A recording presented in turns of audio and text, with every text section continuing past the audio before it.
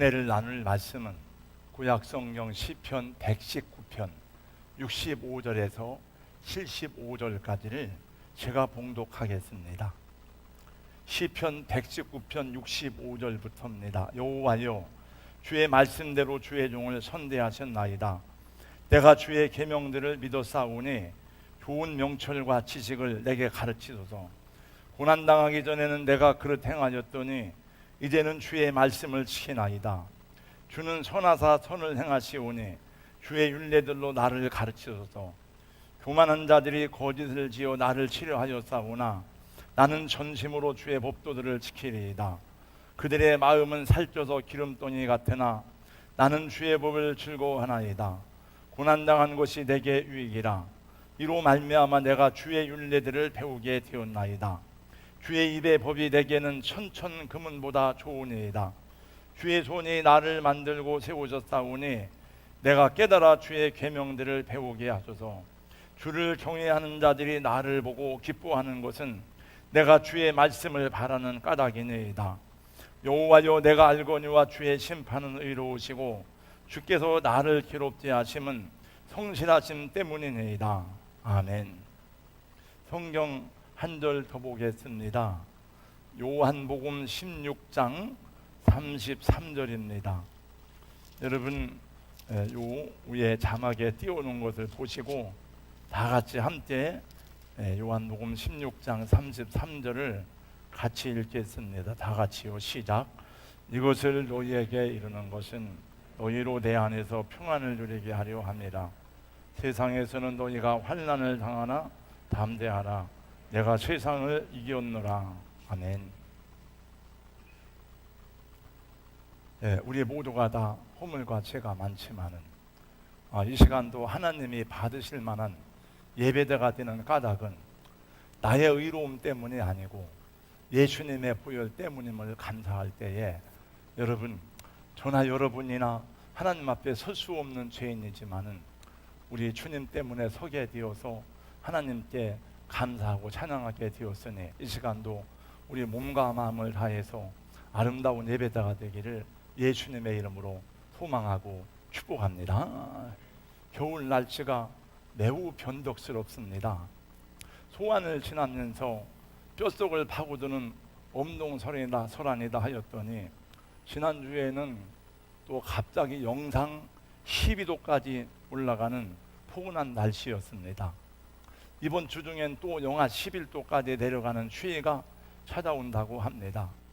이런 겨울 추위를 맞을 때마다 실감을 느끼는 하는 시가 있습니다. 영국의 천재 시인이었던 셸리는 번뜩이는 영감으로 서풍에 붙이는 노래란 제목의 시를 쓰면서 그 마지막 연을 다음과 같이 마무리하고 있습니다. 이 시가 굉장히 긴 시입니다. 마지막 부분입니다. 온 인류 가운데 나의 말을 꺼지지 않는 화로의 재와 불꽃처럼 내 입술을 빌어 이 잠깨지 않은 대지에 예언의 나팔이 되어다오. 오 바람이요, 겨울이 만일 온다면 봄이 어찌 멀었으리요. 이 시는 운명에 굴복하지 말고 맞서 싸우라는 시라고 합니다. 지금은 겨울이고 겨울 중에서도 한겨울입니다. 제가 여러분에게 겨울이라고 말하는 것은 봄, 여름, 가을, 겨울 사계절 중에 겨울을 얘기하는 것이 아니고 우리 인생의 겨울을 말하고 시대의 겨울을 지나고 있음을 말하는 것입니다. 우리 인생살이가 항상 봄날처럼 꽃길만 가면 얼마나 좋을까요? 그러나 여름날에 태풍이 지나가고 때로는 겨울에 눈보라길을 걷기도 합니다. 그래서 겨울이 만일 온다면 봄이 어찌 멀었겠는가라는 구절이 마음에 깊이 와닿는 오늘입니다. 여러분도 많이 힘들지만 저도 힘든 거는 마찬가지예요. 저는 목회 다니까 성도들이 힘들면 저도 힘들고 여러분이 행복하면 저도 행복하고 그렇죠. 우리들에게 겨울이 왜 왔습니까? 봄이 오려고 겨울이 오는 것입니다. 그렇게 어두운 밤은 왜 오겠습니까? 새벽이 오려고 밤이 오는 것입니다. 지금 우리 사회에는 코로나19와 함께 강력한 한파 속에 겨울을 보내고 있습니다. 겨울도 한겨울을 맞고 있습니다. 그러나 겨울이 깊어갈수록 봄이 가까이 다가오는 소리를 들을 수 있어야 하겠습니다. 밤이 깊어질수록 새벽이 가까워오듯이 겨울이 깊어질수록 봄은 더 가까이 오는 것임을 알아야 되겠습니다. 하나님은 우리에게 희망과 용기를 주시는 분입니다. 여러분, 어렵지만 낙심하지 마시고 좌절하지 마시고 우리 하나님의 은혜 가운데 여러분에게 주어진 길을 꿋꿋이 걸어가기를 예수님의 이름으로 권면하고 축복합니다. 반드시 따뜻한 봄날이 옵니다. 겨울이 만일 온다면 봄이 어찌 멀었으리요. 이 세상 살아가면서 여러분, 누가 고난을 좋아하고 고난을 즐거워할 사람이 어디 있겠습니까? 그러나 우리 인생에서 피할 수 없는 것이 고난의 문제입니다. 우리 앞서간 세대의 우리 어머니 아버지들은, 그분들은 고난이 없이 평탄하고 아름다운 꽃길만 걸어오신 어머니 아버지가 있습니까? 없습니다. 우리 믿음의 선진들을 보세요. 어느 누가 그렇게 행복한 길만을 살아간 사람이 있습니까? 이 세상에 나라나 사회에 고난이나 시련이 없는 역사가 어디 있습니까? 저는 요즘에 역사 이야기를 읽고 있습니다. 그걸 보면서 많은 것을 깨달아요. 이 세상에 시험과 어려움이 없이 성장하고 큰 일을 한 사람이 어디에 있습니까? 여러분, 성경을 보고 세상 역사를 보세요. 우리 믿음의 선진들을 보세요. 아브라함, 이삭, 야곱, 요셉, 모세, 한나, 다윗, 다니엘, 느헤미야, 사무엘, 바울, 베드로 다 보세요. 누가 목사님 성경에 보니까 정말 이분은 아주 행복한 삶만 살았네요. 그런 분이 있으면 찾아서 저한테 한번 알려주세요. 사실 고난이 왜 축복이냐 하면은, 여러분, 고난이 없으면 우리가 겸손해질 수가 없어요. 고난 때문에 겸손해지게 되고, 고난 때문에 하나님 앞에 무릎을 꿇게 되고, 고난 때문에 내 인생의 한계와 절망을 경험하고 하나님께 나아가고. 그래서 절망에 이르는 병이란 책을 그 실존주의 철학자인 키에르케고르에 썼습니다. 그러나 고난이 올 때에, 이 바람이 불 때에 돛을 바르게 오르면 배는 더 안전하고 빠르게 항해할 수 있다고 합니다. 돛의 방향을 잘못 잡으면 배를 엉뚱한 방향으로 몰고 간다고 합니다. 그래서 고난이 올 때에 우리의 자세와 태도가 중요하다는 것입니다. 고난과 시련이 올 때 믿음으로 대처할 수만 있다면 우리는 더 많이 전진하고 더 큰 하나님의 은혜를 경험할 수가 있는 것입니다. 홉킨스의 순회원이란 시 가운데 이런 구절이 있습니다. 나는 가고 싶어요. 봄이 사라지지 않는 곳으로. 무서운 우박이 날지 않으며 송이송이 백합화가 피어나는 들판으로 나는 가고 싶어요. 그러나 누구나가 다 그렇게 살고 싶죠. 아름다운 꽃이 만발하고 산들바람이 솔솔 불어오는 상춘에 깃드는 초원에서 살고 싶을 것입니다. 그러나 이 땅에서는 그러한 세상은 존재하지 않는다는 것을 여러분이 더 잘 아실 것입니다. 저는 비행기를 탈 때마다 그 비행기 그 옆에 사이드 좌석에 앉는 걸 좋아해요. 그래서 그 밑으로 쭉 비행기를 타면서 지나가는 광경을 봅니다. 어느 때는 큰 산맥을 넘어갈 때도 있습니다. 어느 때는 큰 호수가 나타나기도 합니다. 어느 때는 끝도 없이 펼쳐진 그 고비 사막은 아주 빨갛게 나오더라고요. 이렇게. 네. 그러다가 또 새로운 풍경이 나타납니다. 인생도 이와 같은 것이 아닌가 생각이 됩니다. 지금은 우리 사회, 우리 나라, 우리 개인들이 사막의 한복판을 걸어가고 있는 것과 같이 고달프고 힘든 그런 때입니다. 그럴지라도 사랑하는 성도 여러분, 낙심하지 말고 여러분 주저앉지 않기를 바랍니다. 광야의 이스라엘 백성들, 조금만 더 가면 물샘 12과 종려나무 70그루가 있는 엘림이라는 오아시스가 있는데 그건 안 보이잖아요. 하나님이 그들에게 오아시스를 준비했는데 조금 더 가면 돼요. 근데 그걸 못 참아가지고 원망하고 불평하고 막 그런 모습을 보게 됩니다. 사실 인생의 문제 가운데 고난의 문제만큼 신비스럽고 심오한 것도 없습니다. 많은 철학자와 현인들이 인생이 겪는 고통의 문제를 놓고 크고 작은 책들을 많이 썼지만은 왜 인생에 이런 고난이 오는지 그걸 규명해 놓고 해답을 주는 사람이 있습니까? 없습니다. 왜 의인들이 고난을 당하는지, 왜 진실한 사람들이 고통을 받으며 악인이 형통한 것인지 성경에서도 시인은 그래요. 하나님, 어찌하여 의인들이 고난을 당합니까? 그런 물음을 하고 하나님이 해답해 주는 내용이 나옵니다. 이 모든 것을 시원스럽게 답하기에는 우리의 지성이 너무나 미약하고 우리의 이해력은 너무나 짧습니다. 그래서 하나님은 사람들이 마음대로 고난에 대해서 판단하거나 정죄하지 못하도록 고난을 하나님의 주권 안에 속하게 하신 것입니다. 고난에 대해서 하나님이 우리에게 가르쳐 주시는 교훈은 고난의 원인, 고난의 정체를 규명하는 것이 중요한 것이 아니라는 거예요. 지금 당신이 당하는 고난의 원인은 이것 때문인데 그거를 누가 알겠습니까? 우리는 잘 알 수가 없어요. 그러나 고난 중에도 섭리하시고 인도하시는 하나님을 바라보고 하나님의 손길을 의탁할 때에 하나님의 도우심을 우리는 경험할 수 있게 되고 하나님 안으로 들어갈 수가 있는 것입니다. 여러분, 하나님의 판단은 언제나 의로우십니다. 하나님이 옳다 그러면 옳은 것이고 아니다 그러면 아닌 것입니다. 주님의 성실하심은 변함이 없으심은 오늘 또 시인은 노래하고 있으니 75절입니다. 여호와여, 내가 알거니와 주의 판단은 의로우시고 주께서 나를 괴롭게 하심은 성실하심으로 말미암음이니라. 그러므로 사랑하는 성도 여러분, 저와 여러분이 당하는 고난이나 시련 중에서라도 이 고난 자체만을 바라보지 마시고 그 배후에서 일하시고 섭리하시는 하나님을 바라보시고 그 하나님의 약속을 신뢰하시기를 주님의 이름으로 권면하고 축복합니다. 말할 수 없는 고난 중에 여러분 욥이 당하는 고난이 얼마나 심각합니까?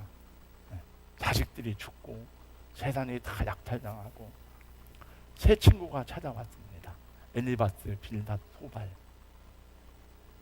그들이 아는 신앙과 그 엘리바스, 소발, 빌닷이 한 말이 그 당시의 신학이에요, 신학. 그래서 욥이 당하는 고난의 원인을 규명하기 시작합니다. 너 이런 것 때문에 이런 고난을 당하고 있다. 새 친구들의 말은 다 신학적으로 틀린 말이 아니에요. 이론적으로 다 맞는 말입니다. 논리적으로는 그들의 말이 하나도 안 틀립니다. 그럼 하나님께서 뭐라고 말씀하시죠? 새 친구들의 말이 다 틀렸다고 책망하시는 것을 봅니다. 너희들 말이 틀렸다. 요한복음 9장 말씀에 보면 길 가다가 나면서부터 소용된 자를 제자들이 보고 주님께 물어봅니다. 이 사람이 나면서부터 소용됐는데 그럼 누구 죄 때문입니까? 그 사람의 죄입니까? 부모의 죄입니까? 예수님이 뭐라고 대답하세요? 그에게서 하나님의 하시는 일을 나타내고자 하심이니라. 우리는 고난당하는 자 앞에서 겸손해야 됩니다. 고난은 거룩한 것입니다. 고난은 신비한 것입니다. 당하는 자만이 그 고통의 쓰라림을 알기 때문에 함부로 말해서 안 됩니다. 그래서 성경은 이렇게 고난당하는 자를 위로할 수 있는 좋은 방법을 우리에게 가르쳐 주셨으니 즐거워하는 자들로 한때 즐거워하고 우는 자들로 한때 울라고 로마서 12장 15절에 말씀합니다. 다 같이요. 한때 이 말씀을 같이 읽겠습니다. 시작. 즐거워하는 자들로 한때 즐거워하고 우는 자들로 한때 울라.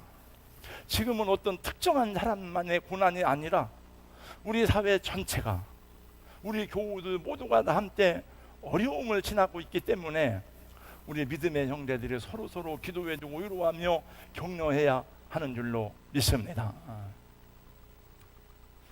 또 한 가지 의문이 있습니다. 하나님은 전지전능하시다고 배웠는데 모든 일에 능치무dam이 없는 분인데 왜 당신의 자녀들을 고난의 풀무 속을 통과하게 하는가 하는 것입니다. 하나님 자신도 당신의 자녀들이 고난 속에서 고통당할 때 하나님도 아파하면서 왜 고난이나 시험들을 허락하시는 이유가 무엇인가 하는 것입니다. 여러분, 코로나19 전염병을 하나님이 보낸 건 아니잖아요. 하나님이 코로나19 전염병 보낸 거 아니에요. 인간의 죄 때문에, 인간의 실수 때문에 온 거지. 그러나 이렇게 전 세계적인 환난으로 확산된 것을 보면은 거기에 하나님의 허락하신 뜻이 없다고 말할 수 없잖아요. 하나님께서 왜 이런 혼란과 고난을 허락하시고 여전히 질병이나 고통을 남겨놓으시는 그 섭리가 무엇인지 우리가 알 수 없을지라도 우리는 그 속에 하나님의 뜻이 있음을 알고 있습니다. 그러므로 오늘의 고난 속에서도 하나님을 신뢰하고 하나님의 손길을 기다리면서 하나님의 뜻을 구하고 우리가 행해야 될 길이 무엇인지를 찾고 구할 때에 하나님은 가장 좋은 선물을 우리에게 안겨 주실 것입니다. 우리는 신음하고 고통스러워하지만 하나님은 이 고난을 선하고 복되게 사용하고자 하시는 뜻이 있을 것입니다. 하나님은 우리가 만나는 모든 고난을 우리의 유익을 위해서 선하게 사용하신다는 거예요. 우리의 고난을 선으로 바꾸어 주시는 하나님, 왜 이런 고난을 주셨나요? 오늘 시편 말씀의 근거에서 첫 번째, 고난은 우리로 하여금 하나님의 말씀 앞으로 더 가까이 나아가게 한다 하는 것입니다. 본문 67절의 말씀입니다. 고난당하기 전에는 내가 그릇 행하였더니 이제는 주의 말씀을 지키나이다. 내가 이 시인은 이제 예수를 믿은 게 아니요, 다 어려서부터 예수를 믿고 했는데 고난당하기 전에는 내가 그릇 행하였더니 이제는 고난을 통해서 주님의 말씀을 지키게 되었나이다. 여러분, 주여 주여 하면서도 하나님의 말씀 대신 내 육신의 생각대로 내 욕망을 따라 살았지만은 고난을 통해서 주님의 말씀을 배우고 주님의 말씀 앞에 가까이 나가게 되었다는 것입니다. 육신의 안일에 빠져 잠자는 자를 깨워 일어나게 하시고 죄악을 버리고 성결케 하였다는 것입니다. 하나님의 말씀을 내 이익의 재료로만 삼았지만은 이제는 그 말씀 앞에 정직하게 되었다는 것입니다. 고난당한 것이 내게 유익이라 이로 말미암아 내가 주의 율례들을 배우게 되었나이다. 그 유명한 파스칼은 말하기를 당신을 손질하고 내게 건강을 주셨건만 나는 세상을 위해 다 써버렸습니다. 이제 나를 일깨워 주시려고 내게 병을 주셨습니까? 그리고 눈물을 흘리면서 책을 썼습니다. 코로나19는 저에게도 많은 불만족스러움과 상처를 주고 어려움을 주었습니다. 제가 목회자로서 사역의 방향을 어떻게 정해야 하는지 많은 고민거리를 주었습니다. 또 이것이 길어지다 보니까 요즘에는 천국에 대한 생각을 많이 하게 되었어요. 아마 제가 요 한두 주 내로 천국에 대한 메시지를 전하게 될 것 같아요. 그전에는 성도들이 많이 나와야 행복하고 기쁘고 좋았는데 왜 자리가 많이 비었습니까? 성도들이 많고 적음에 저의 관심과 생각이 집중되었지만은 요즘에는 신실한 신앙에 대한 생각을 더 많이 하게 되었습니다. 여러분, 전에는 20년 전, 30년 전만 해도 전도, 조금만 전도하면 애들이 많이 몰려왔습니다. 다 교회로. 왜 그래요? 가난하니까, 배고프니까. 교회 오면 과자 주고 사탕 주고 빵 주고, 교회 오면 재밌는 그 프로그램 보고, 교회 오면 즐거운 거예요. 야, 교회 가자. 교회에서 뭐 잔치한대. 그러나 지금은 배가 부릅니다. 교회에서 시시한 거 먹는 것보다 더 맛있는 음식들이 많아. 교회에 재밌는 교회 찬양에 재미가 없어요. 교회에 뭐 이렇게 프로젝트 띄워봐야 여러분 스마트폰으로 보는 게 얼마나 재밌습니까? 심령이 가난한 자는 천국이 저희 것이요. 심령이 하나도 가난하지 않아. 그 제 생각으로는 잔잔하고 부드러운 음성을 듣고 주님 께 나오기에는 현대인들은 너무나 강팍해져 있습니다. 부드러운 주님의 음성이 내 마음을 녹이셨네. 안 녹아. 그런 부드러운 주님의 음성 가지고는 녹을 수가 없어요. 배가 부른데 내가. 그래서 하나님이 잠자는 자를 깨우기 위해서 죄악에 묻혀있는 교회를 돌이켜 회개케 하기 위해서 이런 고난을 보내셨는지도 모릅니다. 믿음이 좋은 사람이 당하는 시험도, 믿음이 부족한 사람이 당하는 고난도 하나님의 뜻을 생각하며 하나님의 음성을 듣는 기회가 된다면 고난도 축복이요 은혜가 될 것입니다. 두 번째, 고난은 하나님의 자녀로 성숙해야 되는 절대적인 과정이 되기 때문입니다. 우리가 받을 축복보다 하나님이 더 중요하게 생각하는 것은 우리 신앙의 성숙함입니다.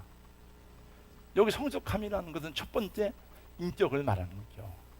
다시 말하면 우리는 생각하기를 성공해서 잘 먹고 잘 살고 하나님 영광 드러내고 우리가 막 그렇게 되기를 원하지만은 주님이 원하는 것은 네가 성공하는 것보다 네 사업이 잘 되어서 돈을 많이 버는 것보다 먼저 주님의 형상을 본받고 하나님의 거룩하심에 참여하는 그런 인격이 되기를 원한다. 이게 성경의 가르침이에요.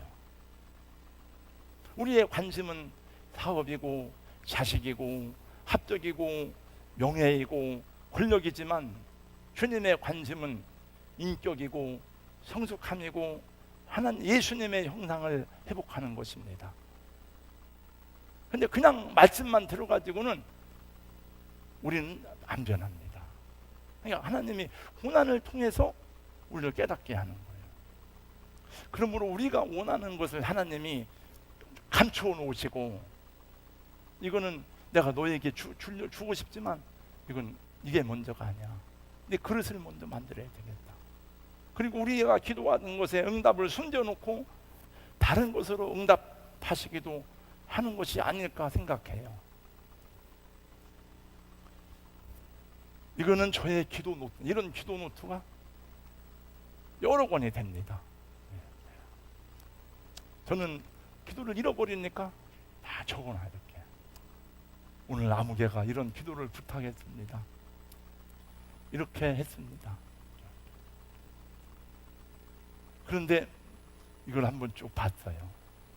옛날에는 저의 기도가 많이 응답되고 저의 기도가 재미가 있었어요. 근데 요즘에는 제가 여기다 써놓고 있는데 여기다 빨간 글씨로 써놓은 건 어떻게 기도에 응답이 있는지, 이 기도는 그만 끝나고 그 다음에 응답이 안 되는 기도가 너무 많은 거예요. 하나님, 왜 응답이 안 됩니까? 잘 모르겠어요, 저도. 네. 그런데 하나님께서 뭘 감춰놓으시고 안 주는 건지. 네. 셰익스피어 다음으로 영국 문학에 영향력 있는 시인이요, 작가요, 혁명가요, 사상가였던 존 밀턴은 40살에 맹인이 되었습니다.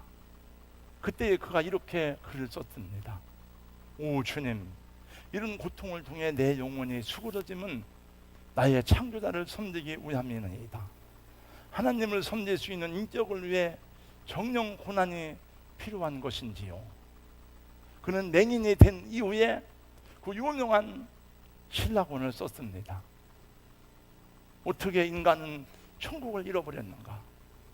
그리고 그 다음에 복락원을 썼습니다. 어떻게 인간은 천국에 갈 수가 있는가? 오늘 이 시편을 기록한 시인도 정말 좋은 신앙을 가진 분이지만 그럼에도 고백하기를 고난당한 것이 내게 유익이라. 이로 말미암아 내가 주의 율례들을 배우게 되었나이다 고백합니다. 여러분, 만일 목회자인 저도 하나님께서 고난과 연단을 통해서 저를 빚어가지 않는다면은 저의 인격을 장담할 수가 있겠습니까? 하나님의 간섭하심의 손길이 없다면 내가 정말 마지막까지 진실하고 경건한 목회자로 바로 설 수 있을 것인가? 어떻게 자신할 수가 있겠습니까? 목사인 저에게도 때때로 하나님의 손길이 나를 누르고 있는 것을 느끼면서 한편으로는 부끄러움이 드러나기도 하지만 한편으로는 감사의 조건이 될 수밖에 없어요. 내가 부끄러움을 당할 때에도. 그렇지, 나를 돌아봐야지, 나를 깨달아야지. 욥은, 여러분, 욥처럼 순수한 사람이 어디 있습니까? 욥은 자기 자신이 당하는 고난에 대해서 이렇게 말했죠. 욥도 왜 이런 고난이 왔는지 몰라요. 욥도 사실은 나중에 하나님이 가르쳐줬어요. 나의 가는 길을 오직 그가 아시나니 그가 나를 단련하신 후에는 내가 천금같이 나오리라. 에미 카미켈이 쓴 고난을 다루는 책에 나오는 내용입니다. 한 번은 인도의 대장장이에게 물었습니다. 당신이 금을 연단할 때 순금이 되었다는 것을 어떻게 아십니까? 대장장이는 대답했습니다. 예, 금 속에서 내 얼굴을 볼 수 있을 때까지 연단하고 연단합니다. 나는 그 속에서 내 얼굴이 선명하게 비추어질 때까지 불순물을 제거할 때에 온전한 정금이 나오는 것을 알고 있습니다. 계속 여러분, 하나님께서 우리의 인격을 자기 형상에 비추어 보십니다. 그래서 우리를 하나님의 사람답게 세우기 위해서 깎고 다듬고 찌꺼기를 제거하고, 그래서 그 모습을 빛나게 하는 거예요. 그러니까 우리는 힘들죠. 우리는 왜 깎여야 되니까, 왜 찌꺼기를 제거해야 되니까, 다듬어야 되니까. 그래서 하나님이 아브라함을 연단하셨고, 그래서 요셉을 단련하셨고, 모세는 40년 동안 80년 동안 연단을 했기 때문에 돌을 들고 막 때리려고 해도 같이 대항하지 않아요. 네. 죽여봐라, 죽여봐 막 안 그러고 하나님을 버티려 다 이렇게. 네. 성경이 그것을 가르쳐주고 있으니 들어보세요.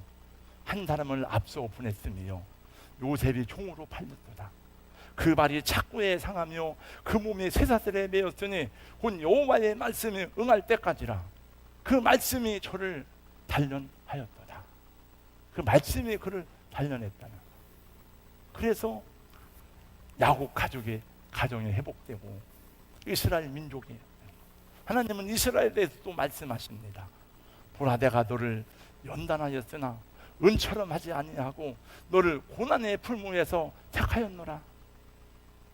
지금 여러분, 교회가, 우리 장로님들 얼마나 창피합니까? 우리 성도들 얼마나 부끄럽습니까? 교회가 이렇게 욕을 먹고 이렇게 비난의 화살을 맞을 때에 목사로서 수치스럽고 부끄럽고 쪽팔리고 창피하고, 그러나 저는 다 받아야 된다고 생각합니다.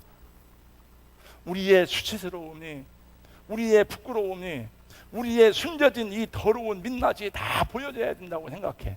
그것이 진짜 우리의 모습이니까. 한국 교회는 그동안 성역처럼 여겨져 왔어요. 함부로 세상이, 정부도 교회에 대해서 말을 못했지만, 그러는 사이에 여러분, 교회가, 장로교회가 얼마나 많이 찢어졌는지 몰라. 다. 그러니까 여러분은 잘 몰라도 저는 알아요. 우리 한국 교회가 얼마나 이게 변화되고 개혁돼야 되는가.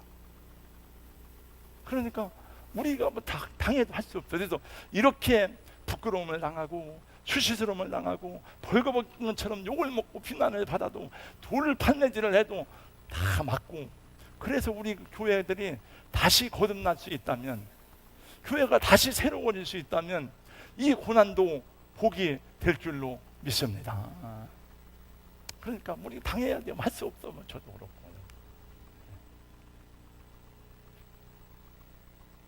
우리는 고난을 통해서 주님께 더 가까이 나가고 주님을 더 닮아가는 것입니다.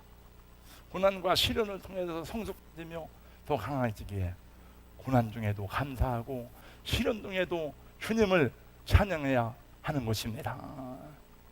마지막 세 번째, 고난은 우리를 더 온전한 하나님의 사람으로 쓰임받게 하는 과정입니다. 여러분, 마귀도 자기 종을 통해 일하지만 하나님은 자기의 종들을 통해서 일하십니다. 하나님의 종이 누구요? 여러분이 하나님의 종이죠. 제가 하나님의 종이죠. 하나님이 우리를 사용하시되 우리의 무엇을 사용하십니까? 여러분, 어떤 사람은 피아노를 잘 치고, 어떤 사람은 방송 기술이 있고, 어떤 사람은 건축 기술이 있고, 다 우리 각각 부분에 쓰임 받지만은 그런 부분들 외에 하나님이 가장 귀하게 사용하시는 것이 무엇입니까? 제가 배운 것 중에 하나는, 하나님이 가장 귀하게 사용하는 것 중에 하나는 우리가 당한 고난의 경험이다. 고난의 경험. 그래서 내가 고난을 당해봤기 때문에 고난당하는 사람을 위로하고 같이 울 수가 있는 거예요. 그런데 우리는 죄가 많아서 고난을 당했지만은, 예수님은 하나님의 아들인데, 예수님은 완전하신 인간인데 그분은 무슨 죄가 있어서 고난을 받았습니까? 그분은 고통당하지 않아도, 그분은 고난당하지 않아도 그 인격의 편함이 없는데 왜 예수님은 왜 고난을 당했습니까? 성경은 이렇게 말씀하고 있습니다. 자기가 시험을 받아 고난을 당하셨은즉 시험 받는 자들을 능히 도우시느니라. 그래서 우리를 돕기 위해서 예수님은 고난을 당했다는 거예요. 그러므로 여러분, 우리의 고난에 도우실 수 있는 주님 앞에 엎드리고 기도할 수 있기를 예수님 이름으로 권면하고 축복합니다. 하나님께서 우리 그들에게 주신 사명 가운데 하나는 고통당하는 자를 위로하는 것입니다. 그 아름다운 일을 감당할 사람들은 고통의 아픔을 경험한 사람들이 할 수 있는 일이요. 내가 경험한 고통을 똑같이 당하는 사람들을 볼 때에 그 사람들의 마음을 헤아릴 수 있고, 그 사람들의 아픔을 어루만질 수가 있고, 그들의 슬픔을 이해할 수가 있고, 함께 울고 함께 위로하는 거예요. 그리고 혹시 그분들이 예수를 안 믿으면 우리 주님께 같이 나갑시다. 그 전도가 그냥 어느 날 물론 우리 길거리에서 전도해야지만 예수 믿어요 그래서만 전도가 되는 게 아니고, 그런 과정을 통해서 사람들을 주님께 인도하는 거죠. 그러므로 고난을 통과한 사람들의 연단은 하나님이 귀하게 사용하시는 사역의 도구가 되는 것입니다. 오늘날 우리 그분들에게, 우리 한국교회의 가장 큰 문제가 무엇입니까? 값싼 은혜입니다. 값싼 은혜. 십자가 없는 축복을 받겠다는 것입니다. 예수님의 멍에를 매지 않고 쉽고 가볍게 살기를 원합니다. 여러분, 카루스라는 유명한 성악가가 있었습니다. 돈도 엄청나게 벌었습니다. 어느 날 갑자기 졸도했습니다. 죽었습니다. 그 아내도 얼마 안 돼요. 자살로 생을 마감했습니다. 남아있는 철부지 자녀들은 얼마나 호황스럽게 살았는지 그 하인들에 의해서 다 그냥 살았습니다. 그 신발끈 하나도 자기 돈으로 낼 줄 모르는 자녀들이었다고 합니다. 그렇게 자란 자녀들이 어떻게 이 험한 세상에서 살아갈 수 있겠습니까? 그 자녀들을 호강스러운 게 키우는 것만이 부모의 책임이 아니에요. 그래서 이 올바른 부모는 칭찬도 하고 책망도 하고 격려도 하지만 때로는 매를 들기도 하는 거예요. 너 이 녀석 그렇게 해서 되겠어? 너 거짓말해서 되냐?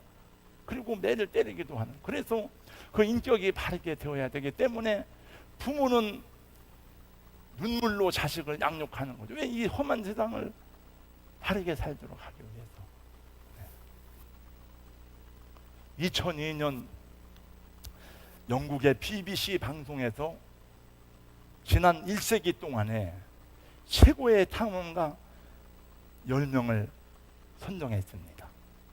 그 10명 중에는 마르코 폴로, 아문센 이런 위대한 탐험가들이 선정이 되었는데 그 10명 중에 어니스트 세클턴이라는 사람이 들어갔습니다.